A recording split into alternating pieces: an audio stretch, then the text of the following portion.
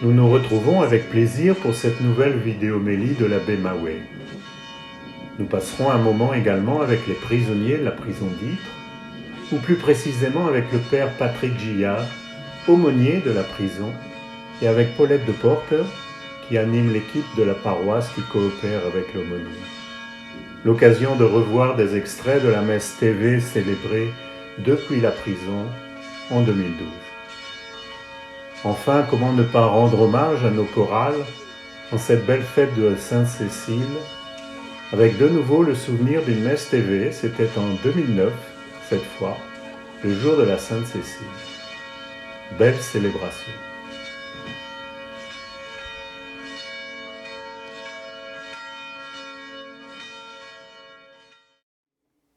Bonjour. Nous sommes aujourd'hui le dernier dimanche de l'année liturgique qui correspond à la fête du Christ roi. Et à la paroisse Saint-Alix, nous invitons chaque année l'aumônerie de la prison de Ypres à cette occasion.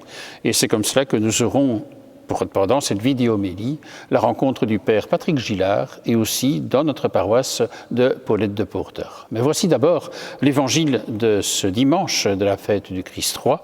C'est dans le chapitre 25 de l'évangile selon saint Matthieu. En ce temps-là, Jésus disait à ses disciples, « Quand le Fils de l'homme viendra dans la gloire et tous les anges avec lui, alors il siégera sur son trône de gloire. Toutes les nations seront rassemblées devant lui. Il séparera les hommes les uns des autres, comme le berger sépare les brebis des boucs. Il placera les brebis à sa droite et les boucs à sa gauche. Alors le roi dira à ceux qui seront à sa droite, « Venez, les bénis de mon Père, recevez en héritage le royaume préparé pour vous depuis la fondation du monde. Car j'avais faim, et vous m'avez donné à manger. J'avais soif, et vous m'avez donné à boire. J'étais un étranger, et vous m'avez accueilli. J'étais nu, et vous m'avez habillé. J'étais malade, et vous m'avez visité. J'étais en prison et vous êtes venu jusqu'à moi. » Alors les justes lui répondront, « Seigneur, quand est-ce que nous t'avons vu? Tu avais donc faim et nous t'avons nourri. Tu avais soif et nous t'avons donné à boire. Tu étais un étranger et nous t'avons accueilli. Tu étais nu et nous t'avons habillé. Tu étais malade ou en prison. Quand sommes-nous venus jusqu'à toi? » Et le roi leur répondra, « Amen, je vous le dis, chaque fois que vous l'avez fait à l'un de ces petits de mes frères, c'est à moi que vous l'avez fait. » Alors il dira à ceux qui seront à sa gauche, « Allez-vous-en loin de moi, vous les maudits, dans le feu éternel préparé pour le diable et ses anges, car j'avais faim et vous ne m'avez pas donné à manger. J'avais soif et vous ne m'avez pas donné à boire. J'étais un étranger et vous ne m'avez pas accueilli. J'étais nu et vous ne m'avez pas habillé. J'étais malade et en prison, et vous ne m'avez pas visité. » Alors ils répondront, eux aussi, « Seigneur, quand avons-nous vu avoir faim, avoir soif, être nus, étrangers, malades ou en prison, sans nous mettre à ton service ?» Il leur répondra, « Amen, je vous le dis, chaque fois que vous ne l'avez pas fait à l'un de ces plus petits, c'est à moi que vous ne l'avez pas fait. » Et ils s'en iront, ceux-ci au châtiment éternel, et les justes à la vie éternelle. Acclamons cette parole de Dieu. Louange à toi, Seigneur Jésus.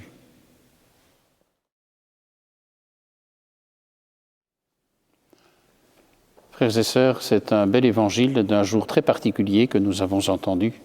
C'est le dernier dimanche de l'année liturgique. C'est aussi le dernier évangile dans l'évangile selon saint Matthieu, avant le récit qui est celui de la passion du Christ et qui débouche sur la résurrection. Et c'est enfin la fête du Christ roi, le Christ roi de l'univers, c'est-à-dire tout ce qui concerne le royaume. Alors, au fond, lorsqu'on écoute ce récit, Jésus nous parle d'un certain jugement. Il y a ceux qui sont à droite, ceux qui sont à gauche, il y a les bons, il y a les mauvais, en quelque sorte. Mais qu'est-ce que ça veut dire? Ça veut dire ce qu'on appelle cet évangile le jugement dernier. Mais de quoi s'agit-il?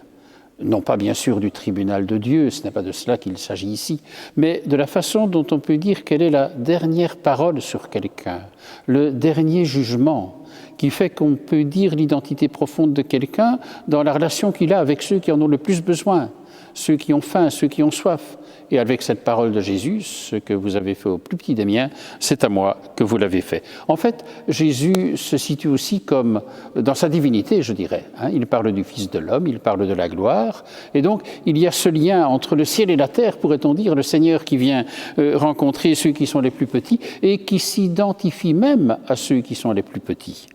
Alors, à travers cela, c'est tout le royaume de Dieu qui se trouve révélé, tout le projet de Dieu qui se trouve révélé.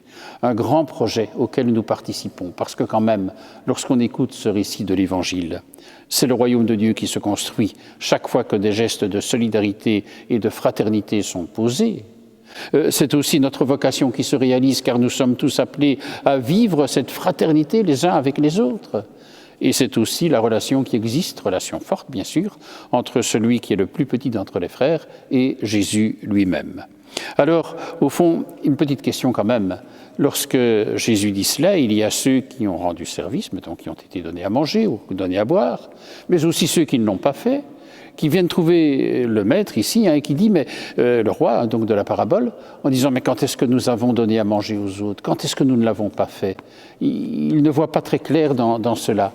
Et donc, cela veut dire d'abord que Jésus nous le rappelle, mais cela veut dire aussi que cela déborde, je dirais, le royaume de Dieu, déborde toujours les limites dans lesquelles on veut l'enfermer. Il y a toujours à aller au-delà. Et c'est cela qui est important. Découvrir cela comme le projet de Dieu pour chacun et qui est un projet pour l'humanité entière. Alors, vous allez dire, mais si c'est comme ça, pourquoi vouloir être chrétien si le royaume est déjà donné à tous? Mais justement, la foi, c'est vraiment la reconnaissance que cela se vit ainsi. Et lorsqu'on reconnaît quelque chose dans notre vie, cela change tout. Lorsque je sais que je suis dans cette relation avec le Seigneur, lorsque je sais que je vis dans cette relation avec les frères et les sœurs, mais cela se dit de façon nouvelle dans ma propre vie, alors de redécouvrir cela, eh bien, vient changer l'existence aussi.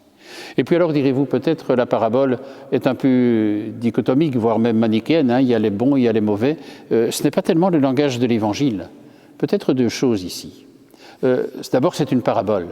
Et vous savez que les paraboles ont toujours, je dirais, ce souci de forcer un peu les choses pour mieux les comprendre. Et donc, c'est vrai que la réalité, elle est peut-être plus grise que noir et blanc.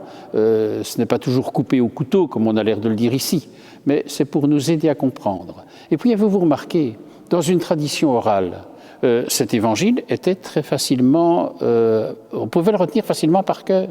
Il y a une rythmique. Ce que vous avez fait au plus petit des miens, c'est à moi que vous l'avez fait. Ce que vous n'avez pas fait, bien, c'est à moi, vous ne l'avez pas fait. J'avais faim, vous m'avez donné à manger. J'avais soif, vous m'avez donné à boire. Mais aussi, j'avais faim, vous ne m'avez pas donné à manger. Donc, il y a une rythmique qui permet de comprendre et de bien retenir le récit.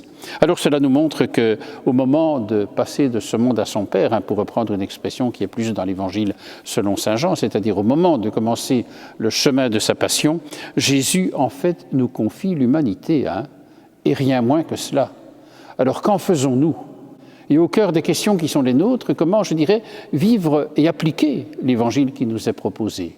Pour notre joie, pour la réalisation du monde d'aujourd'hui, pour, comme on dit dans la liturgie, pour la gloire de Dieu et le salut du monde. Amen. Deux sujets pour prolonger cette vidéo-homélie de la fête du Christ roi. C'est d'abord une rencontre avec le père Patrick Gillard, dominicain et aumônier de la prison de Ytre.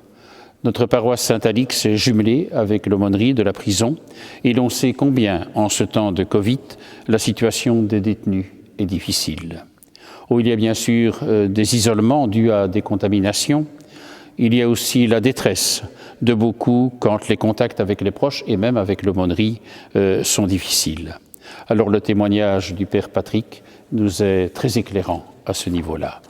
Et ce sera ensuite, juste après le témoignage du père Patrick Gillard, le témoignage et, je dirais, l'intervention de Paulette de Porter, qui coordonne et qui pilote le groupe de l'EPI, comme on l'appelle ici à la paroisse Saint-Alix, c'est-à-dire l'équipe pour la pastorale de la prison de Ytre, avec la prison de Ytre, l'aumônerie, et qui nous dira comment se vit concrètement ce jumelage.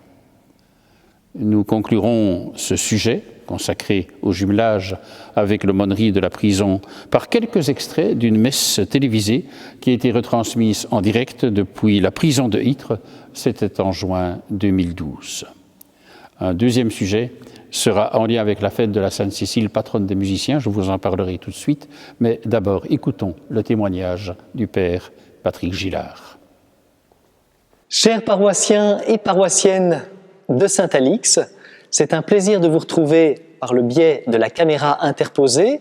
Nous n'aurons pas la chance de nous voir comme d'habitude ici, dans cette église Saint-Alix, lors de la belle messe du Christ roi, mais nous avons l'occasion de nous retrouver d'une autre manière.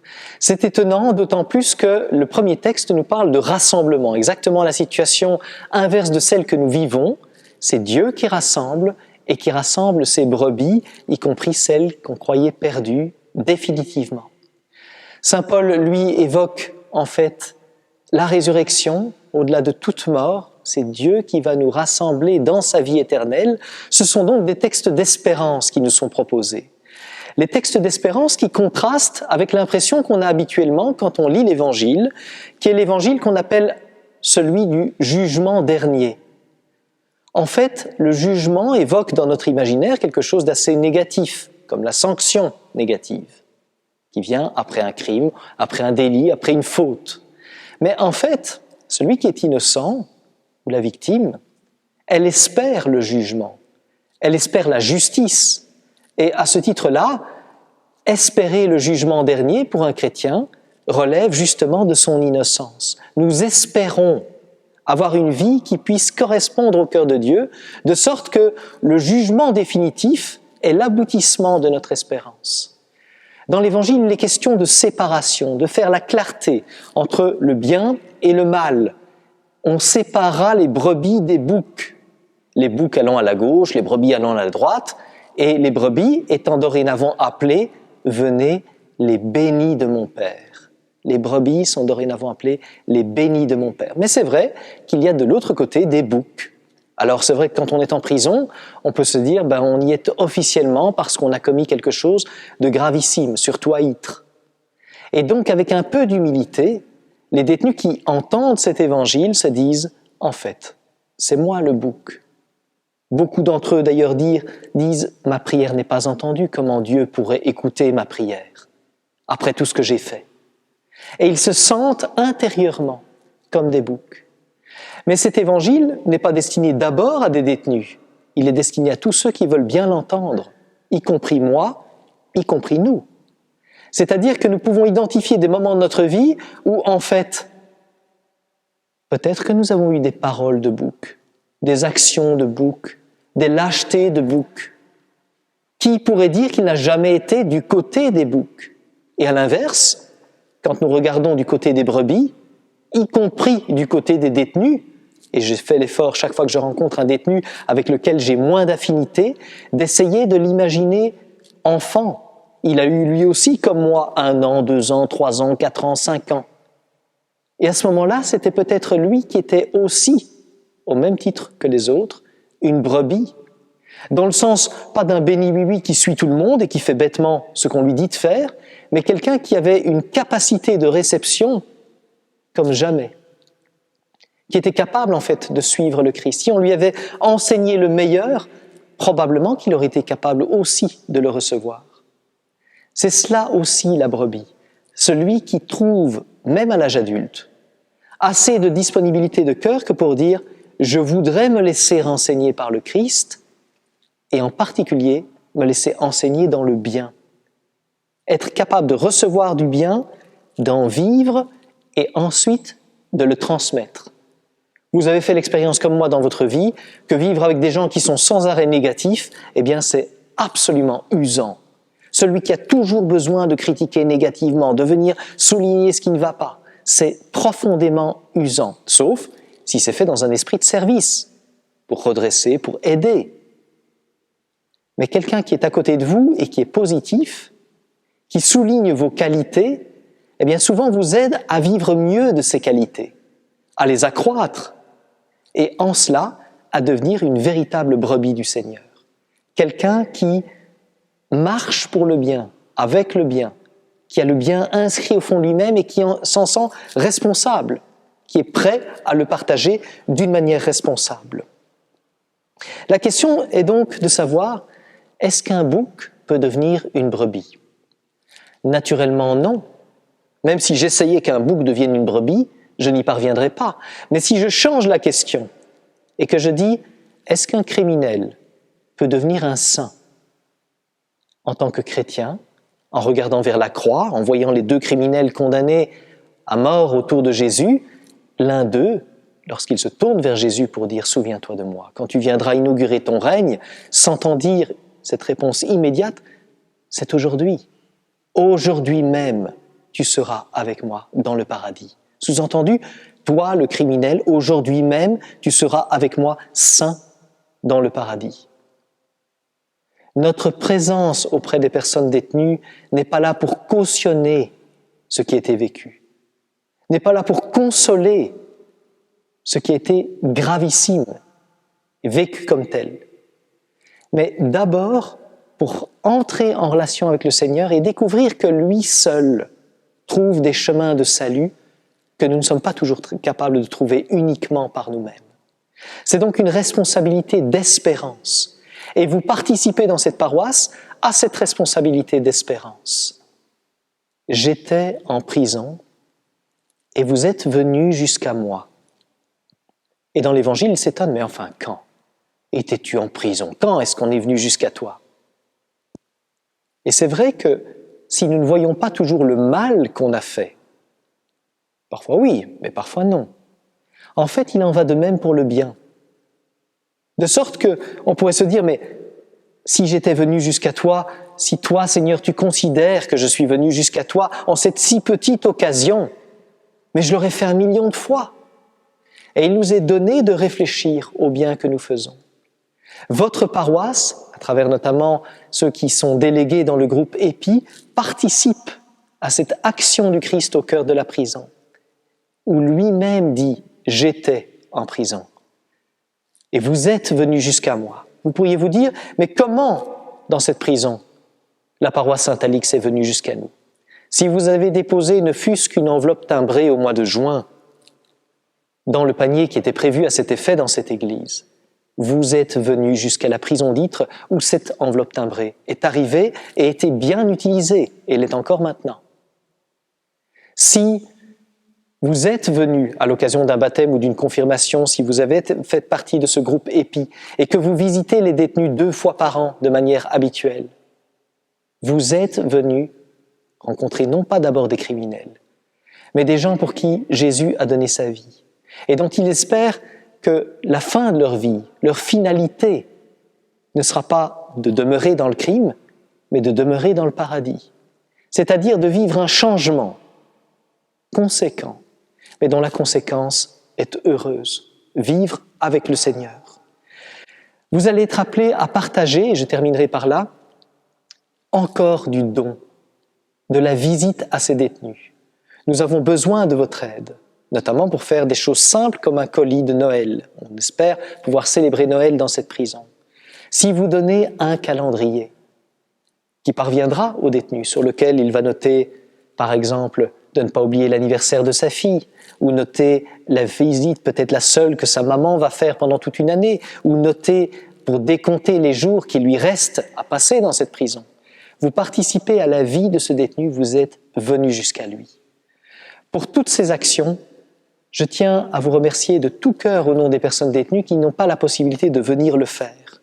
Mais sachez une chose, quand les messes avaient lieu à Ytre, comme partout d'ailleurs en Belgique, avant le confinement, il y a un des détenus qui a pris la responsabilité, à chaque Eucharistie, de dire dans les intentions de prière pour la paroisse Saint-Alix. Ne pensez pas que votre geste est juste un geste qui n'a aucune conséquence, qui n'a aucun effet dans le cœur des détenus. Sans le savoir, vous touchez le cœur des détenus. Il n'y a pas pour tout le monde l'occasion de recevoir quelque chose à l'intérieur de la prison, ni visite, ni même une bonne intention. Et donc, ce que vous faites, qui peut avoir l'air très modeste, en fait compte beaucoup pour certains d'entre eux. Et je peux vous assurer qu'ils vous le rendent bien en termes de prière. Nous fêtons le Christ, roi de l'univers, une royauté de service. Eh bien, le service que vous le rendez vous est rendu d'une certaine manière par l'action de grâce qu'ils font pour vous à chaque Eucharistie.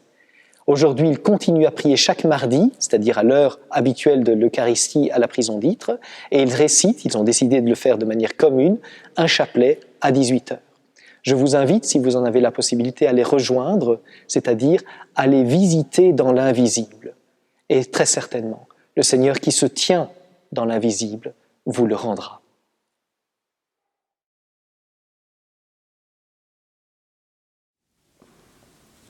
Le jumelage entre la paroisse Saint-Alix et la prison d'Ytre remonte au début de l'année 2013. Quels sont les contacts qui existent depuis lors? Il y a le point de vue spirituel et il y a le point de vue matériel.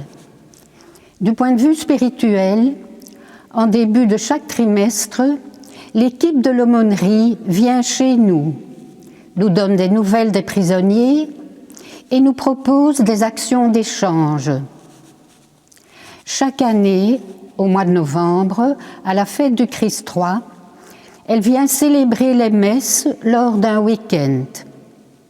Un échange verbal est fait avec un groupe de jeunes le samedi et l'homélie est assurée par le père Patrick Gillard. L'an passé, un ancien prisonnier libéré est venu témoigner. Il nous avait dit combien sa foi, le culte, les prières l'avaient soutenu durant ces longues années de prison. L'abbé Philippe Maouet et l'équipe de l'EPI se rendent à la prison chaque trimestre pour participer à leur messe du mardi soir en priant et en chantant avec eux. Ils chantent vraiment très bien et ils sont très recueillis. Après cela, il y a un long moment d'échanges amicaux. Ils sont en général une trentaine. L'abbé Maouet a déjà aussi prêché chez eux un temps de récollection. Nous assistons également au baptême et confirmation, en général à la Pentecôte. Régulièrement, des intentions de prière sont échangées et lues en paroisse et à la prison. Et enfin, un signet reprenant un dessin et une prière d'un détenu a déjà été composé et distribué à tous, les paroissiens et les prisonniers. Du point de vue matériel, nous avons offert au début des objets liturgiques pour célébrer la messe. Ensuite, on a récolté en paroisse des livres, médailles, croix, DVD et CD religieux, des abonnements aux revues religieuses. Chaque année en juin a lieu l'opération enveloppe timbrée, où nous pouvons envoyer à peu près 2000 enveloppes timbrées récoltées en paroisse par chacun. À Noël, nous récoltons des calendriers, des agendas, des bics, du papier à lettres, des cartes postales. Cette année-ci, nous vous donnerons les renseignements pour voir comment cela s'organise. Dans notre église, ici, il y a déjà eu 2 expositions. À 2 reprises, nous avions récolté des dessins, des peintures, des textes, des poèmes et des objets réalisés à la prison. On se souvient d'un magnifique bateau qui était fait en boîte d'allumettes. Une collecte pour les besoins de l'aumônerie est faite aux messes du week-end lorsque l'aumônerie vient chez nous. Cette année aussi, nous vous donnerons d'autres directives. Des cartes illustrées sont envoyées actuellement à une trentaine de prisonniers par les membres de l'EPI. Et pour terminer, je pourrais vous dire que lorsque la crèche de Noël avec les santons a été inaugurée il y a quelques années, un des tout premiers santons, je crois même que c'était le tout premier, c'était un prisonnier. Comme vous le voyez, les échanges sont nombreux. mais n'oublions pas de prier pour tous les prisonniers, surtout en cette période de pandémie. Seigneur Dieu, toi notre Père, au nom de la communauté des chrétiens et de nous tous ici rassemblés, en ce jour de la fête des Pères, envoie ta bénédiction sur tous les Pères, conduis-les sur les chemins de ton amour, nous t'en prions. Accueille au creux de tes mains la prière de tes enfants. Je remercie le Seigneur Dieu de m'avoir retrouvé. Il ne m'a pas abandonné alors que j'étais perdu dans des chemins ténébreux. Je le remercie de m'avoir retrouvé et par sa grâce de m'avoir fait membre du corps de la grande famille catholique. C'est par le sacrement du baptême que je suis enfin libre et libéré de la peur. Je remercie le Seigneur. Pablo a été baptisé ici, dans la prison, le jour de la Pentecôte, le dimanche 27 mai dernier.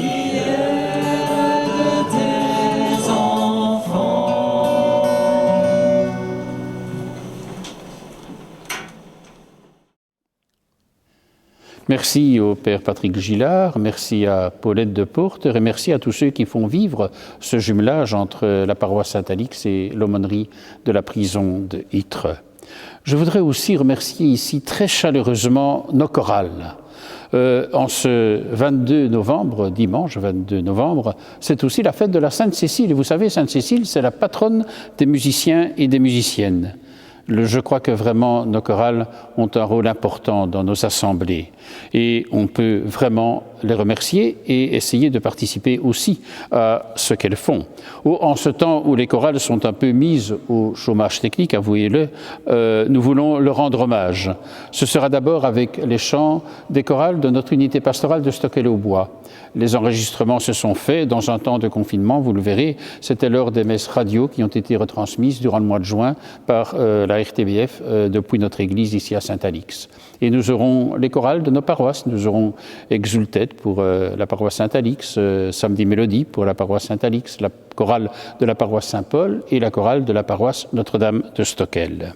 Et puis nous nous rappellerons que la paroisse Saint-Alix a aussi fêté Sainte-Cécile d'une façon particulière, c'était en 2009 lors d'une messe télévisée qui était retransmise et durant laquelle nous avions invité la chorale de la Badinerie, une chorale qui a mis ses talents musicaux aussi au service de la fête de la Sainte-Cécile, avec comme prédicateur le père Philippe Cochineau, à qui nous avons remis la plaque qui est celle de sa rue des Dominicains à Liège, là où il habite.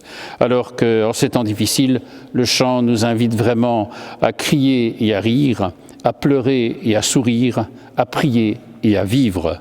Que cette fête nous permette de dire un merci très chaleureux à nos chorales. Voici d'abord les chorales de notre unité de Stockel-au-Bois.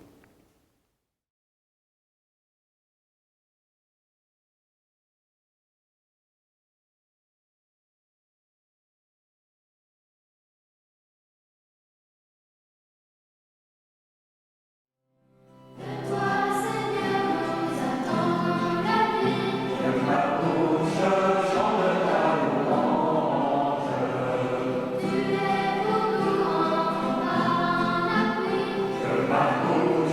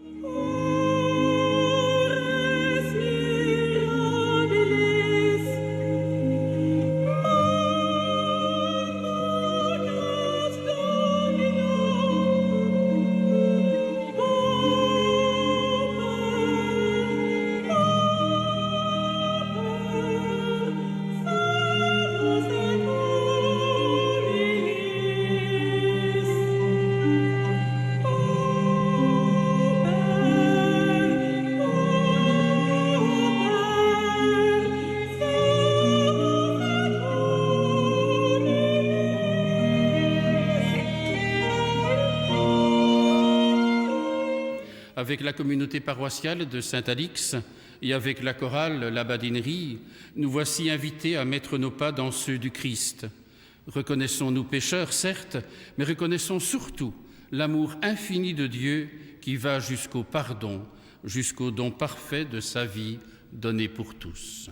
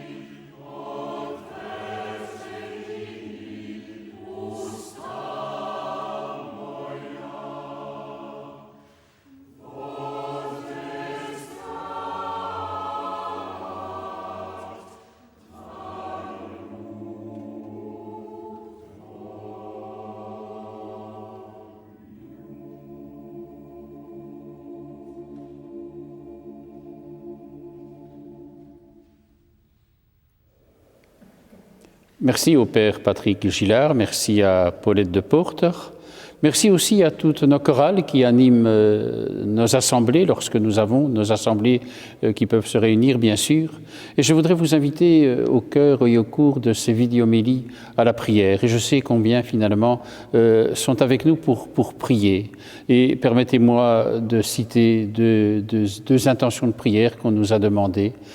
C'est pour Fernand qui est décédé voici 1 an, et avec sa famille, avec son épouse, avec Anne-Marie, nous voulons prier. Et puis aussi pour Michel, qui me disait, après une opération qu'il a subie, qu'il est rentré chez lui, il est rentré chez lui maintenant, mais combien ces vidéomélies pouvaient l'aider aussi dans ce temps un petit peu plus difficile au niveau de la santé avec Brigitte, son épouse.